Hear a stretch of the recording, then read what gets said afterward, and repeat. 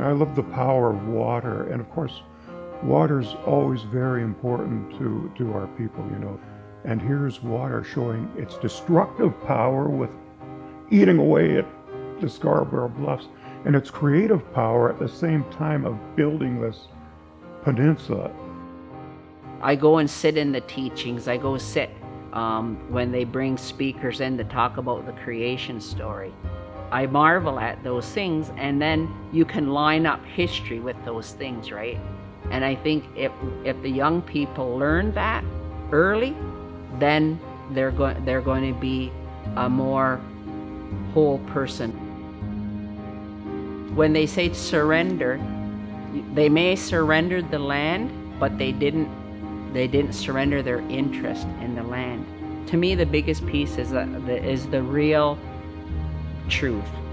Land acknowledgements, to me, are nice. They do acknowledge the original peoples of the land, but to me, they're dangerous nowadays in that they're just becoming rote anymore.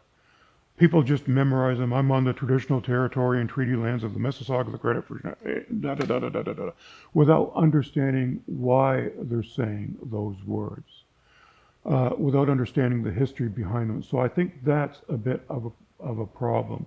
And they don't understand why, for example, is it called the treaty lands and territory of the Mississaugas, as opposed to the traditional territory of the Huron-Wendat and the Haudenosaunee, for example. So I think there's those things. People have to be more educated about the history.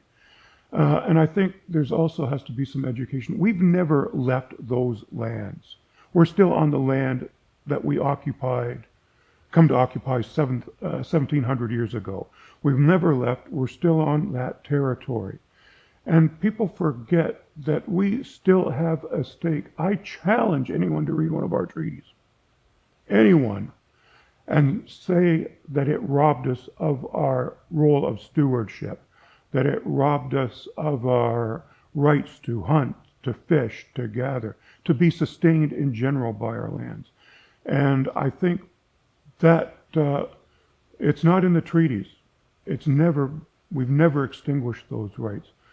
So I think that's something people have to be mindful of. Even modern people in Toronto, yes, you've covered it over with concrete, you've put buildings up and so on. But that does not abrogate our rights to be sustained by our land. And some of the responsibility in paving over that land and developing it is helping the First Nations achieve greater sustainability from those lands. My name is Darin Wybenga. I'm the Traditional Knowledge and Land Use Coordinator for the Mississauga of the Credit First Nation. Much of what I do is relaying the history of the First Nation to people that want to do projects in the territory. My name's Margaret Salt, and I'm the Director of Research, Lands and Membership at the Mississaugas of the Credit First Nation. I've been there since 1977. When they say like treaties, they made treaties. There's a misconception from the British or the settlers point to what the First Nations thought they were doing. So the First Nations thought that it was rent for being able to travel through their lands. It was for peace and friendship, so they could travel through their lands, or it was sharing of resources. So they didn't know the concept of what a treaty was. So that was an early one, 1787. There was language barrier, and they had no concept of land ownership.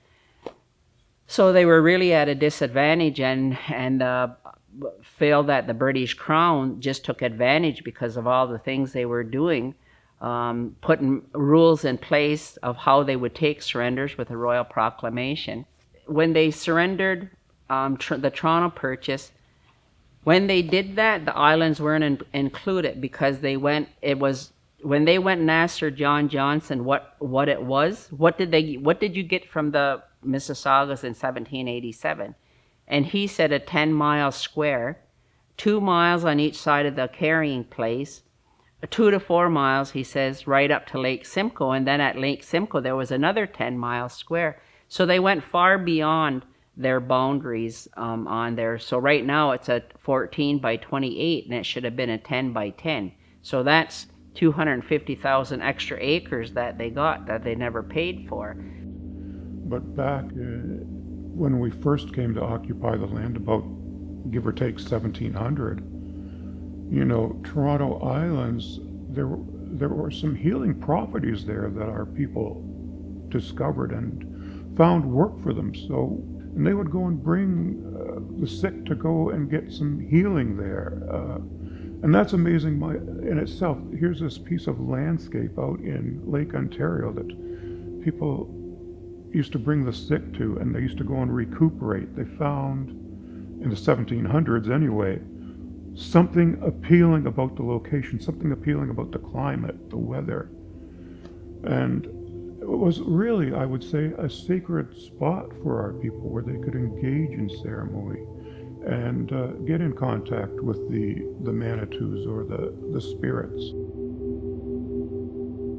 First Nations want to get back to where they were before as the nationhoods. Like Mississaugas of the Credit are part of the Mississauga Nation that entered those treaties. So to get back as a people, to take their lives back the way it should have been and deal with us on a nation-to-nation basis.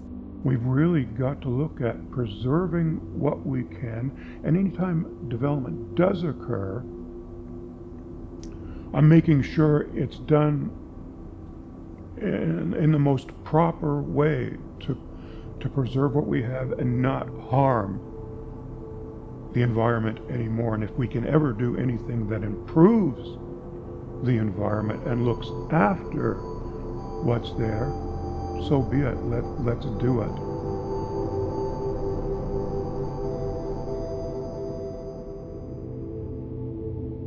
I would like them to keep a part of it in its natural state and let the animals come back, let the fish come back, and try and make that as it should have been. This is a hope now that the Mississaugas of the Credit will one day find themselves a piece of waterfront in the vicinity of Toronto and restore our spiritual, cultural, physical relationship to the land and waters of that region. Our responsibility is protection and preservation because we were given the task to stewards of the land.